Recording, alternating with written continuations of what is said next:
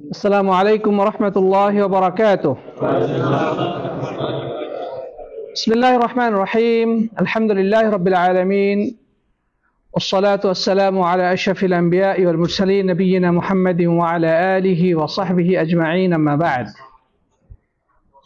যাবতীয় প্রশংসা ও গুণগান আল্লাহ সুবহানাহু ওয়া তাআলার নিমিত্তে পেশ করছি, যিনি আজকে আমাদেরকে ঐতিহ্যবাহী জুবাইল দাওয়াত গাইডেন্স সেন্টার এই ক্লাস কক্ষে সাপ্তাহিক আকীদা ক্লাসে উপস্থিত হওয়ার তৌফিক দান করেছেন। এই জন্য আমরা রব্বুল আলামিনের শাহী দরবারে অবনত মস্তকে কালিমাতুশ শুকর তথা কৃতজ্ঞতা বাণী উচ্চারণ করি, পড়ি আলহামদুলিল্লাহ। অতঃপর সালাত সালাম ও অবারিত শান্তির ধারা বর্ষিত হোক প্রাণপ্রিয় নবী মুহাম্মদ রাসূলুল্লাহ সাল্লাল্লাহু আলাইহি ওয়াসাল্লামের প্রতি। আসুন আমরা প্রিয় নবীর প্রতি হৃদয়ের সবটুকু আবেগ, ভালোবাসা এবং উচ্ছ্বাস মিশিয়ে সালাত সালাম পেশ করি। সকলে পড়ি সাল্লাল্লাহু আলাইহি ওয়াসাল্লাম। প্রিয় উপস্থিতি, সমেত সাথী বন্ধুগণ, দাওয়াতের ময়দানে এক অকুতোভয় সৈনিক, মুজাদ্দিদ, ফকিহ, বিশিষ্ট আলেমে রব্বানি ইমাম মুহাম্মদ ইবনে আব্দুল ওয়াহাব রাহিমাহুল্লাহ কর্তৃক রচিত অনবদ্য গ্রন্থ উসুলুল ঈমান থেকে আমরা ধারাবাহিকভাবে আলোচনা করছিলাম। তো ইতিপূর্বে আমরা একটি গুরুত্বপূর্ণ হাদিসের প্রথম দুটি অংশ নিয়ে আলোচনা করেছি। আজকে ওই হাদিসের বাকি অংশটুকু আলোচনা করার প্রয়াস পাবো, রব্বুল আলামিন যদি তৌফিক দান করেন ইনশাআল্লাহ তাআলা। প্রখ্যাত সাহাবী জাবির ইবনে আব্দুল্লাহ রাদিয়াল্লাহু তাআলা আনহু থেকে বর্ণিত, তিনি বলেন যে আল্লাহ রাসূল সাল্লাল্লাহু আলাইহি ওয়াসাল্লাম খুতবা দেওয়ার শুরুতে আল্লাহর প্রশংসা করলেন। অতঃপর তিনি বক্তৃতায় যে কথাগুলো বলেছেন সেই কথাগুলো হচ্ছে, তিনি বললেন ফাইন্না আসদাকাল হাদিসি কিতাবুল্লাহ ওয়া খায়রুল হাদি হাদি মুহাম্মাদিন সাল্লাল্লাহু আলাইহি ওয়াসাল্লাম। অথবা তিনি বলেছেন আহসানুল হাদিসি কিতাবুল্লাহ ওয়া খায়রুল হুদা হুদা মুহাম্মাদিন সাল্লাল্লাহু আলাইহি ওয়াসাল্লাম।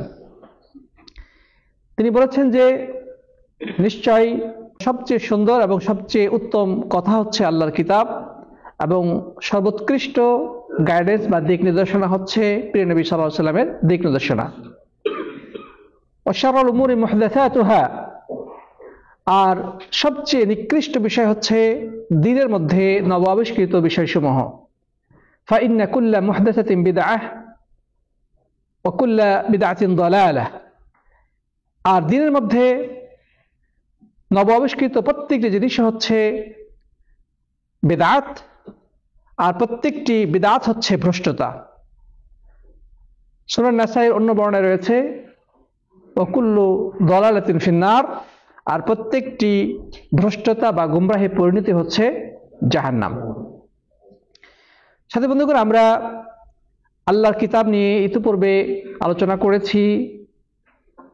অথবা রাসূল করিম সাল্লাল্লাহু আলাইহি ওয়াসাল্লামের যে গাইডেন্স বা তার দিক নির্দেশনা, সর্বোৎকৃষ্ট দিক নির্দেশনা, সেটা নিয়েও আমরা গত ক্লাসে আলোচনা করেছি। আমরা এই হাদিসের বাকি অংশ নিয়ে আজকে আলোকপাত করার প্রয়াস পাবো ইনশাআল্লাহ তাআলা, আল্লাহ যদি তৌফিক দান করেন। আর সেটি হচ্ছে ওয়া শাররুল উমুরি মুহদাসাতুহা ওয়া কুল্লু মুহদাসাতিন বিদআহ ওয়া কুল্লু দালালাতিন ফিন্নার, অর্থাৎ দ্বীনের মধ্যে সবচেয়ে নিকৃষ্ট জিনিস হচ্ছে নব আবিষ্কৃত জিনিসগুলো, যেগুলো আল্লাহ রাসূল সাল্লাল্লাহু আলাইহি ওয়াসাল্লাম বা ইসলামী শরীয়তে যার কোনো ভিত্তি নাই, এরকম ভিত্তিহীন নব আবিষ্কৃত বিষয়সমূহ। আর দ্বীনের মধ্যে যা কিছু আবিষ্কৃত হয়েছে সবই হচ্ছে বিদআত, আর প্রত্যেকটি বিদআতই হচ্ছে গুমরাহি বা ভ্রষ্টতা। প্রত্যেকটা ভ্রষ্টতা পরিণতি হচ্ছে জাহান্নাম। প্রিয় বন্ধুগণ, এই হাদিসটি ইসলামের মৌলিক হাদিস সমূহের অন্তর্ভুক্ত। এটা দ্বীন ইসলামের যে সকল হাদিসের উপরে দ্বীন ইসলাম প্রতিষ্ঠিত সেগুলোর মধ্যে অন্যতম। অর্থাৎ এই হাদিসের উপর ভিত্তি করে দ্বীনের অনেক কিছুই আবর্তিত হয়। আর সেটা হচ্ছে যে দ্বীনের মধ্যে যা কিছু নব আবিষ্কৃত জিনিস সবই হচ্ছে ভ্রষ্টতা বা গুমরাহি, যার পরিণতি হচ্ছে জাহান্নাম। প্রিয় বন্ধুগণ, এখান থেকে মূলত বিদআতের সংজ্ঞা বা পরিচয় এবং বেদাতের মূলনীতি আমরা খুঁজে পাই। আমরা সকলেই বেদাতের সাথে কম বেশি পরিচিত, কিন্তু আমরা অনেকেই এই বেদাত সম্পর্কে সুস্পষ্ট ধারণা রাখি না। যে বেদাত আসলে কাকে বলে বা বেদাতের মূলনীতি কি, এই বিষয়টি আজকে আমরা ইনশাআল্লাহ জানার চেষ্টা করব এই হাদিসের আলোকে। প্রিয় বন্ধুগণ, এই সংক্রান্ত আরো দু একটি হাদিস যদি আমরা জেনে নিই তাহলে এই বেদাতের মূল বক্তব্যটা আমাদের কাছে স্পষ্ট হবে। আরেকটি হাদিস বর্ণিত হয়েছে ইরবাজ ইবনে সারিয়া রাদিয়াল্লাহু তাআলা আনহু থেকে, তিনি বলেছেন, ওয়া ইয়াকুম ওয়া মুহদাসাতিল উমুর, তোমরা দ্বীনের মধ্যে নবাবিষ্কৃত সবকিছু থেকেই দূরে থাকবে। ফা ইন্না কুল্লা মুহদাসিন বিদআহ, কেননা দ্বীনের মধ্যে নবাবিষ্কৃত প্রত্যেকটি জিনিস হচ্ছে বিদআত। ওয়া কুল্লু বিদআতিন দালালাহ, আর প্রত্যেকটি বিদআতই হচ্ছে ভ্রষ্টতা। তাহলে এই দুইটি হাদিস প্রায় কাছাকাছি অর্থ।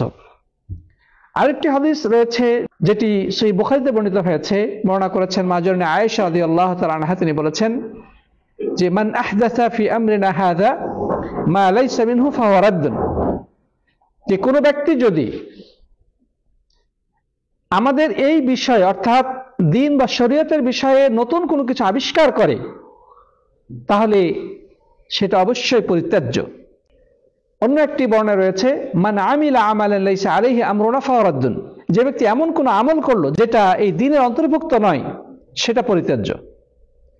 তো এই হাদিসগুলোকে সামনে রাখলে আমাদের কাছে বেদাতের কয়েকটি মূলনীতি প্রস্ফুটিত হয়।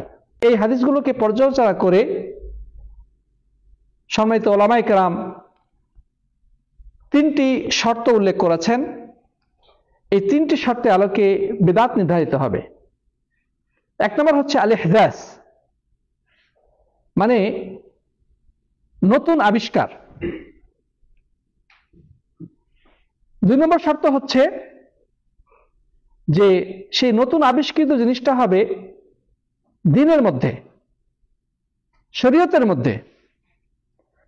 এবং তিন নম্বর মূলনীতি হচ্ছে যে এই জিনিসটার পক্ষে শরীয়তে কোনো ভিত্তি থাকবে না বা কোনো দলিল থাকবে না, চাই সে দলিলটা আম দলিল হোক কিংবা খাস দলিল হোক। প্রিয় বন্ধুগণ, তাহলে এই সকল হাদিসের আলোকে আমরা বেদাতের ক্ষেত্রে তিনটি মূলনীতি পাচ্ছি। সেটা হতে হবে একেবারে নতুন আবিষ্কৃত। দুই নম্বর যে শর্তটা পাচ্ছি সেটা হবে দ্বীনের মধ্যে। তিন নম্বর হচ্ছে এর কোনো ভিত্তি থাকা চলবে না, অর্থাৎ শরীয়তে যার কোনো দলিল বা ভিত্তি নাই। এই তিনটি জিনিস যখন কোনো জিনিসের মধ্যে পাওয়া যাবে তখন সেটাকে বিদআত হিসেবে গণ্য করা হবে। প্রিয় বন্ধুগণ, যেমন আমরা ওই হাদিসগুলো থেকে কি পেলাম? আল ইহদাস মানে নতুন আবিষ্কার। যেমন মা'জুরনে আয়েশা রাদিয়াল্লাহু তাআলা হাদিস থেকে কি পেলাম? মান আহদাসা, যে ব্যক্তি নতুন আবিষ্কার করলো। আর ইরবাজ ইবনে সারিয়ার হাদিসে আমরা কি পেলাম? ইয়াকুম ওয়া মুহদাসাতিল উমুর, তোমরা দ্বীনের মধ্যে নিত্য নতুন আবিষ্কার থেকে দূরে থাকবে। আর জাবের রাদিয়াল্লাহু তাআলা হাদিসে আমরা কি পেলাম? শাররুল উমুরি মুহদাসাতুহা, যে সবচেয়ে নিকৃষ্ট জিনিস হচ্ছে দ্বীনের মধ্যে নতুন আবিষ্কৃত জিনিসগুলো। তো সাথী বন্ধুগণ, তো যদি কোনো বিষয় নতুনভাবে তৈরি করা হয় যেটা আল্লাহ রাসূল সাল্লাল্লাহু আলাইহি সাল্লামের যুগে ছিল না, এবং সেটাকে যদি দ্বীনের অন্তর্ভুক্ত বলে চালিয়ে দেওয়া হয় যে এটা শরীয়ত বা এটা দ্বীন, অথচ তার কোনো ভিত্তি নাই, তাহলে এটাকেই বিদআত হিসেবে আখ্যায়িত করা হবে। প্রিয় বন্ধুগণ, তাহলে বোঝা যাচ্ছে যদি কোনো বিষয়ের দলিল থেকে থাকে, চাই সেটা আম দলিল হোক কিংবা খাস দলিল হোক, অথবা যার ভিত্তি রয়েছে, সেটা বিদআত বলে গণ্য হবে না। অথবা কেউ নতুন আবিষ্কার করলো কিন্তু দ্বীনের সাথে কোনো সম্পৃক্ততা নেই, অর্থাৎ দুনিয়াবী বিষয়ে নিত্য নতুন আবিষ্কার, এটা কি বিদআত হবে? এর উদাহরণ কি? পৃথিবীতে আমরা অসংখ্য অগণিত জিনিস দেখতে পাচ্ছি যেগুলো নতুন আবিষ্কৃত, যেগুলো আগে ছিল না। আল্লাহ নবী সাল্লাল্লাহু আলাইহি ওয়াসাল্লামের যুগে থাকার তো দূরের কথা, আমাদের যুগে কয়েক বছর আগে ছিল না।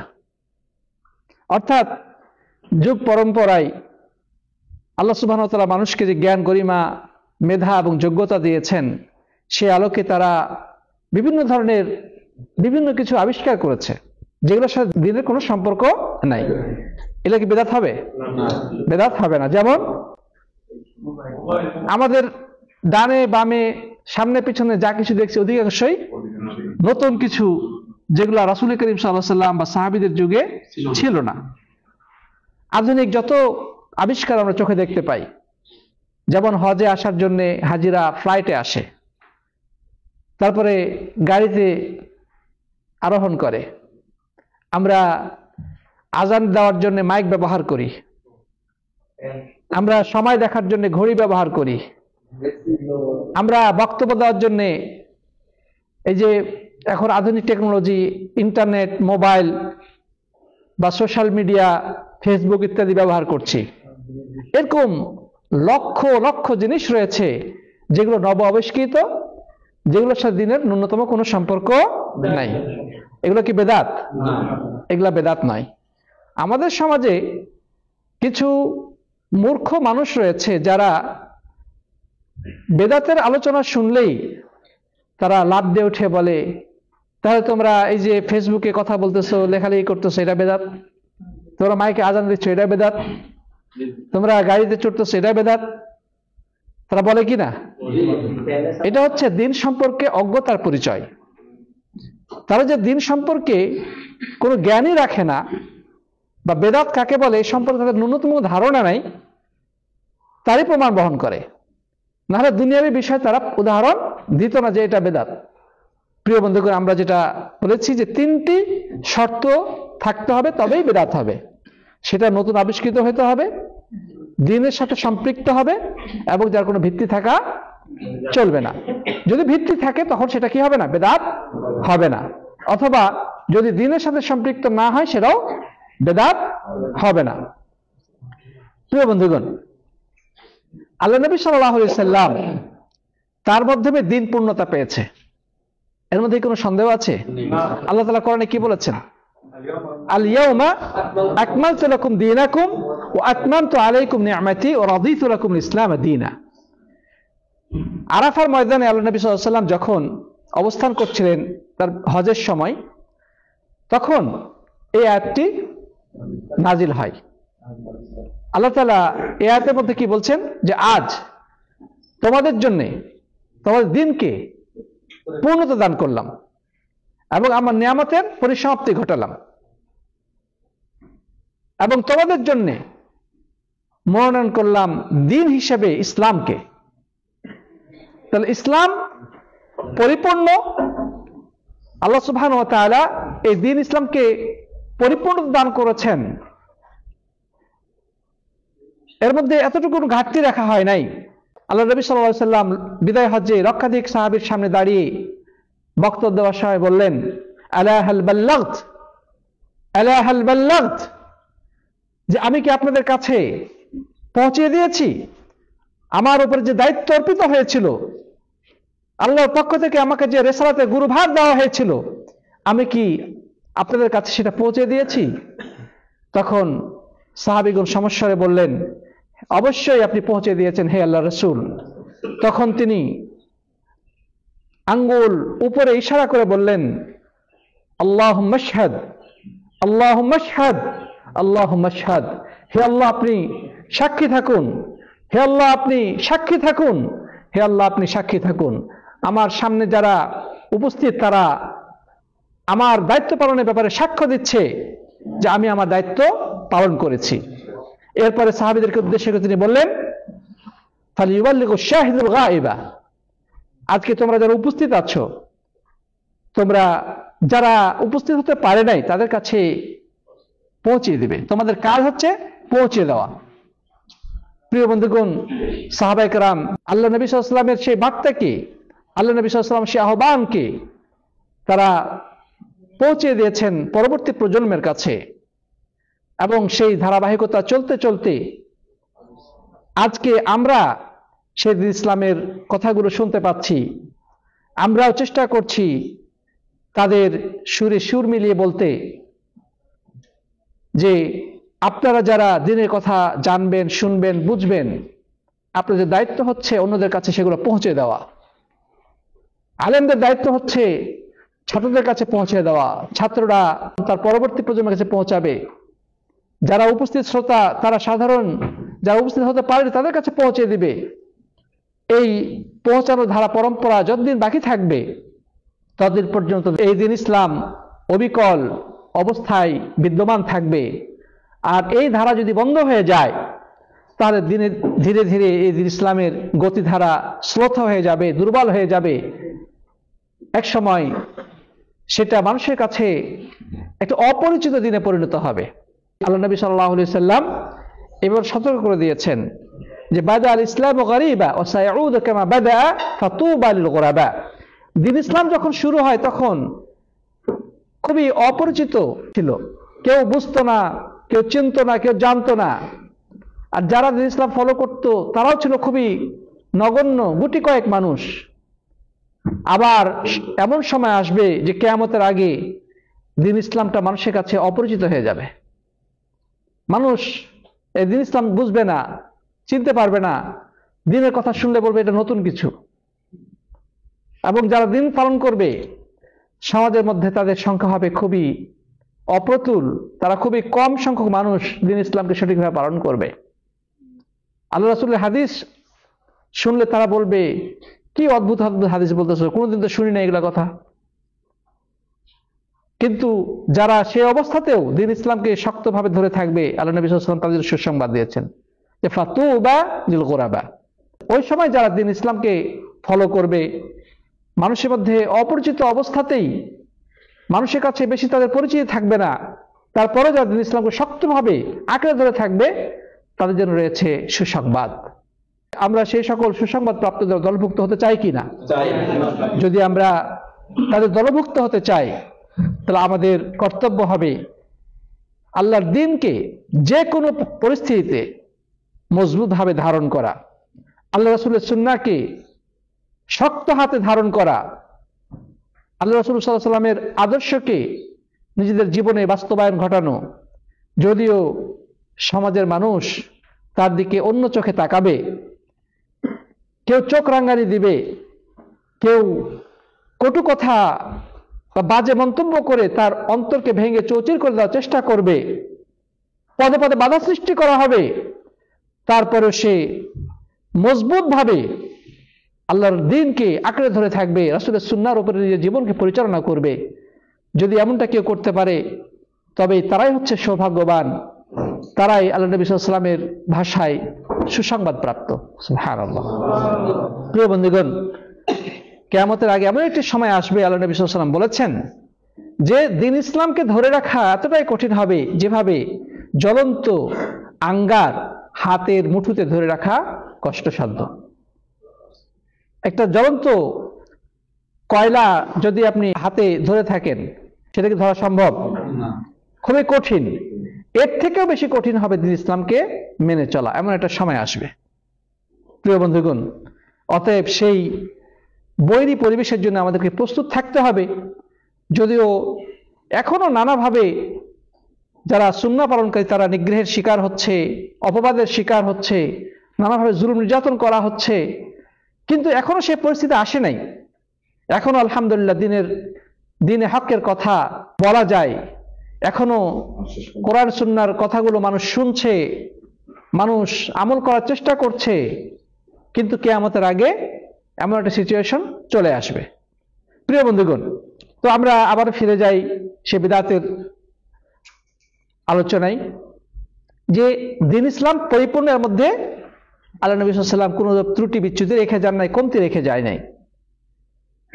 কেউ যদি মনে করে যে দিনের মধ্যে একটু সংযোজন করলে কি সমস্যা, এটা তো দিনের স্বার্থে আমি করছি, মানুষের উপকার হবে, একটু বাড়িয়ে কথা বললে কি অসুবিধা,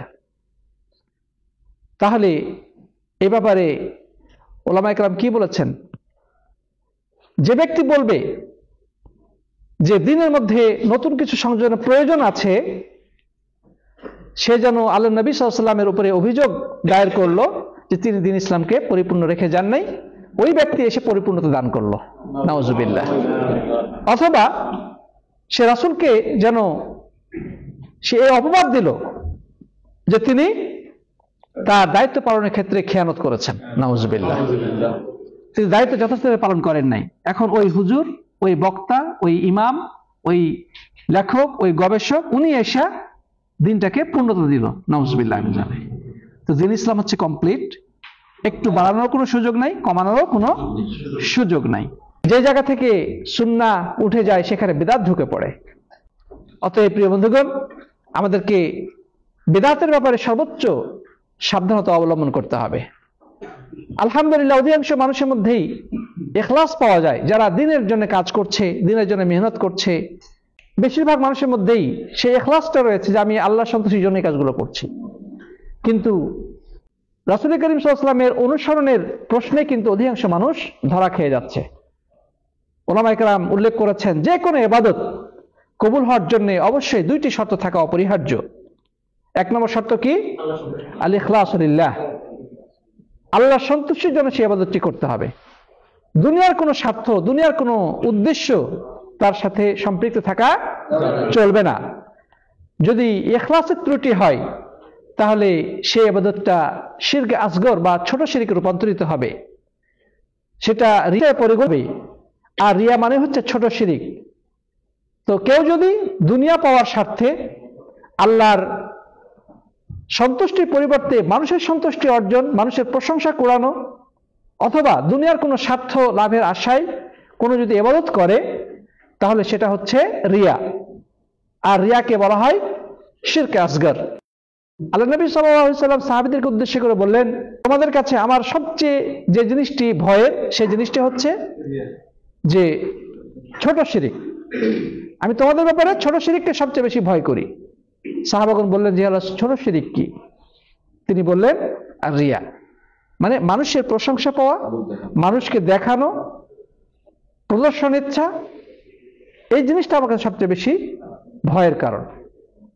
হয়তোবা দেখা যাবে যে অনেক মানুষ মাশাআল্লাহ সুন্নাহ অনুযায়ী জীবনযাপন করে, সে শিরিক থেকে খুবই সতর্ক, বিদআত থেকে খুব সাবধান, কিন্তু তার মনের অবস্থা খুবই খারাপ। সে দিনের কাজ করছে মানুষকে দেখানোর জন্য, ইবাদত বন্দেগী করছে মানুষের প্রশংসা পাওয়ার জন্য বা দুনিয়াবী স্বার্থ হাসিলের জন্য, তাহলে তার এই সব কাজই গোল্লায় যাবে। তার আমল নামায় নেকির পরিবর্তে গুনাহ লেখা হবে। ওইটা তখন ইবাদত হবে না, বরং শিরকে রূপান্তরিত হবে, নাউজুবিল্লাহ। তাহলে বাহ্য তো দেখতে খুব সুন্দর, খুব আন্তরিকতার সাথে কাজটা সে করছে, কিন্তু তার আন্তরিকতা মানুষের সামনে প্রকাশিত হচ্ছে, কিন্তু রব্বুল আলামিনের কাছ থেকে তো তার ভিতরের অবস্থা সে গোপন করতে পারবে না। ইন্নাল্লাহা আলিমুম বিযাতিস সুদূর, মানুষের মনের অবস্থা আল্লাহ তাআলা ভালো জানেন কিনা? অবশ্যই তিনি সবচেয়ে ভালো জানেন। আর রাসূল করিম সাল্লাল্লাহু আলাইহি ওয়াসাল্লাম বলেছেন, ইন্নামাল আমালু বিন্নিয়াত, প্রত্যেকটা আমল নির্ভর করছে নিয়তের উপরে। অতএব একজন মানুষকে যতই আপনি পরহেজগার, তাহাজ্জুদ গুজার, দিনদার, দিনের জন্য নিবেদিত প্রাণ দেখেন না কেন, তার ব্যাপারে আমরা সে উচ্চ প্রশংসা করতে পারবো না যে এই লোক খালেস বা তার মনের মধ্যে কোনো ত্রুটি বিচ্যুতি নেই, এই কথা আমরা বলার অধিকার রাখি না। এটা শুধুমাত্র আল্লাহ তাআলাই ভালো জানেন। এই জন্যে পূর্বসূরীগণ কারো প্রশংসা করতে গেলে তারা বলতেন, হাযা মাহসিবুহু ওয়ালা উযাক্কি আলাল্লাহি আহাদান, যে তিনি খুব ভালো মানুষ আমার ধারণা মতে, কিন্তু আল্লাহর উপরে আগ বাড়িয়ে আমি কাউকে প্রশংসা করছি না। সুবহানাল্লাহ। এই কথাটা এই সৌদি আরবের ওলামাদের কাছে যখন আমরা তাজকিয়া বা প্রশংসাপত্র আনতে যাই, তারা কিন্তু এই কথাটা লিখে দেন। আমরা মদিনা বিশ্ববিদ্যালয়ে বড় বড় আলেমদের কাছে যখন কোনো একটা কাজের জন্য তাজকিয়া বা প্রশংসাপত্র আনতে যাই, তখন তারা ভালো প্রশংসা করে যে হ্যাঁ উনি সালাফি আকীদা, একজন ভালো ছাত্র, দিনের প্রতি আগ্রহী, এই কথাগুলো লেখার পরে হাযা মাহসিবুহু ওয়ালা উযাক্কি আলাল্লাহি আহাদা, আমি যে কথাগুলো বললাম, যে প্রশংসা করলাম, সেটা আমার ধারণা মতে, কিন্তু আল্লাহর উপরে আমি আগ বাড়িয়ে কোনো তার ব্যাপারে মন্তব্য করব না বা প্রশংসা করব না। সুবহানাল্লাহ। কারণ ইখলাস বা আন্তরিকতা হচ্ছে মনের বিষয়। একজন মানুষ অপর জনের মনের খবর বলতে পারে না, এটা একমাত্র আল্লাহ তাআলাই ভালো জানেন। তো সাথী বন্ধুগণ, তো ইখলাসের ক্ষেত্রে আমাদেরকে সর্বোচ্চ সতর্কতা অবলম্বন করতে হবে, যেন কোনোভাবেই রিয়া মনের মধ্যে প্রবেশ না করে। যদি রিয়া প্রবেশ করে তাহলে তার সমস্ত আমল ব্যর্থতায় পর্যবেসিত হবে, তার ওই সকল আমল সওয়াবের পরিবর্তে গুনাহের কারণে রূপান্তরিত হবে, নাউজুবিল্লাহি মিন যালিক। তো যাই হোক প্রিয় বন্ধুগণ, আমরা যে কথা বলছিলাম যে আলহামদুলিল্লাহ অধিকাংশ মানুষই ইখলাসের সাথে কাজগুলো করে, কিছু সামান্য স্বার্থান্বেষী মানুষ ছাড়া।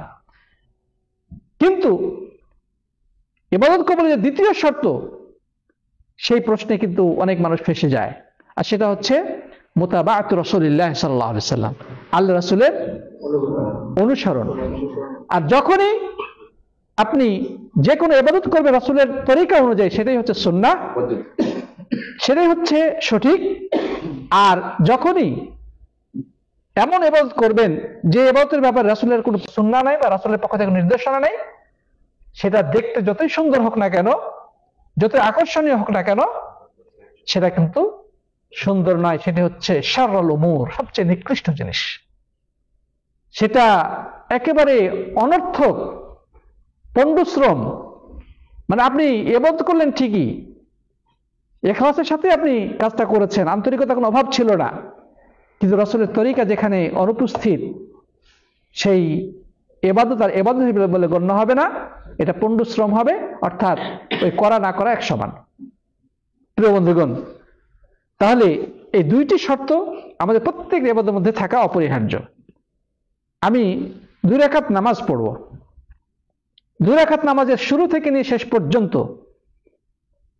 প্রথমত আমাদের ইখলাস তো অবশ্যই থাকতে হবে, আমি আল্লাহর সন্তুষ্টির জন্য 2 রাকাত নামাজ পড়ব। কিন্তু এই নামাজের তাকবীর থেকে নিয়ে তাসলিম পর্যন্ত, আল্লাহু আকবার নামাজটা শুরু করলাম, সালাম দিয়ে নামাজ শেষ করলাম, এর ভিতরে যতগুলো কার্যক্রম রয়েছে প্রত্যেকটি কার্যক্রম অবশ্যই রাসূলের সুন্নাহ অনুযায়ী হওয়া অপরিহার্য। যদি এখান থেকে কোনো একটি কাজ রাসূলের তরিকার বাইরে চলে যায়, তবে ওই কাজটা বেদাতি কাজ বলে পরিগণিত হবে। আর বেদাতের পরিণতি কি? আল্লাহ নবী সাল্লাল্লাহু আলাইহি ওয়াসাল্লাম বলেছেন, মান আহদাসা ফি আমরিনা হাযা মা লাইসা মিনহু ফাহুয়া রাদ্দুন। যে ব্যক্তি দ্বীনের মধ্যে এমন নতুন কোনো কিছু আবিষ্কার করলো যেটা আমার দ্বীনে অন্তর্ভুক্ত নয়, সেটা হচ্ছে পরিত্যাজ্য, মানে ওইটা প্রত্যাখ্যাত হবে। এখন একজন মানুষ বলতে পারে যে আমি তো এটা আবিষ্কার করি নাই, এই পদ্ধতিতে আমি আবিষ্কার করি নাই, হয়তোবা কোনো হুজুরের কোনো বই আমি পাইছি, অথবা হুজুরের ওয়াজে শুনছি, আমাদের এলাকার বড় মুফতি সাহেব এই ধরনের ফতোয়া দিছে, আমি সেভাবে করতেছি, সমস্যা কোথায়? আমি তো আবিষ্কার করি নাই। তাহলে দ্বিতীয় হাদিস তার ক্ষেত্রে প্রযোজ্য, মান আমিলা আমালান লাইসা আলাইহি আমরুনা ফাহুয়া রাদ্দুন। যে ব্যক্তি এমন আমল করলো যেটা দ্বীনে অন্তর্ভুক্ত নয়, সেটা প্রত্যাখ্যাত। অতএব যে আবিষ্কার করলো সে যেমন অপরাধী, আর আপনি খোঁজ খবর না নিয়ে আপনি যদি আমল করেন, আপনি অপরাধী।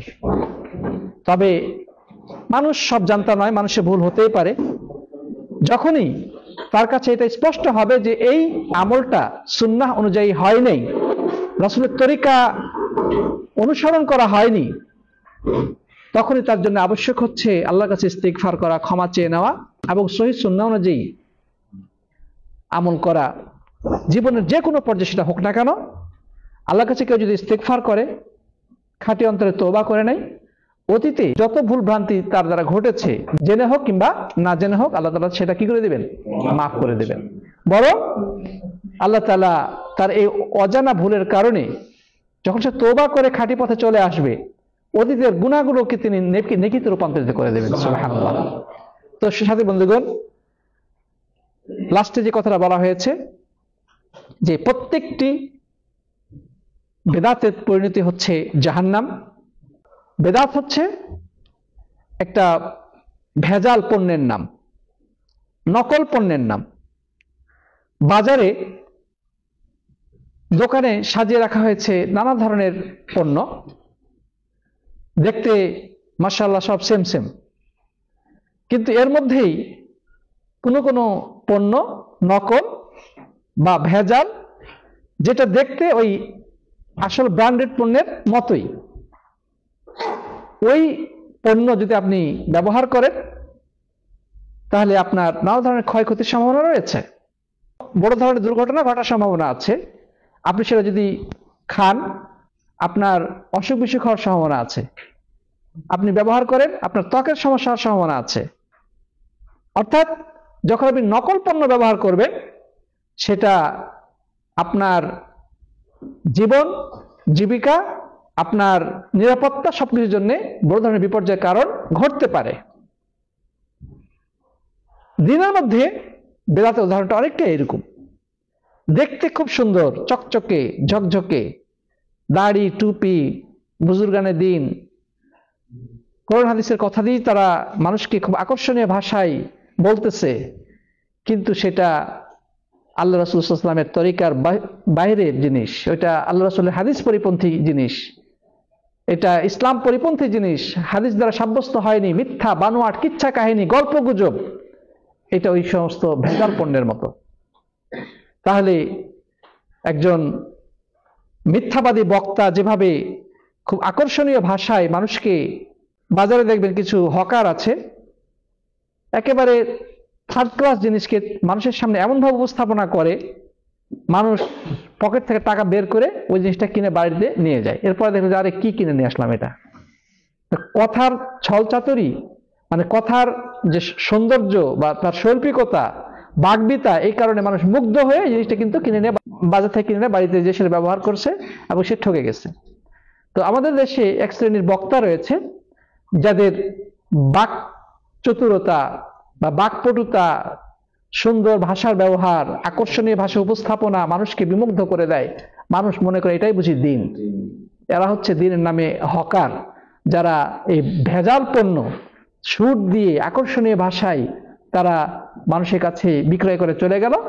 এরপরে কিছুদিন পরে দেখবে যে এই হাদিসটা হয় বানোয়াট, এই আমলটা দলিল বহির্ভূত, অথবা দুর্বল, অথবা ভিত্তিহীন। পার্থক্য বুঝতে পেরেছেন? যে ওই যে বাজারের হকার এবং এই সমস্ত সুরেলা বক্তাদের উদাহরণ ওদের অনেকাংশে এরকম। তাহলে প্রিয় বন্ধুগণ, আপনি বেদাত করবেন, তার পরিণতি হচ্ছে জাহান্নাম। তার মানে আপনি ইবাদত মনে করে কাজটা করলেন, আসল পণ্য মনে করে আপনি কাজটা করলেন, কিন্তু সেটা মূলত বেদাত। আপনি বেদাত করেছেন, আপনার পরিণতি কোথায় হবে? জাহান্নাম। আল্লাহ তাআলা আমাদের সবাইকে হেফাজত করুন, পড়ি আল্লাহুম্মা আমিন।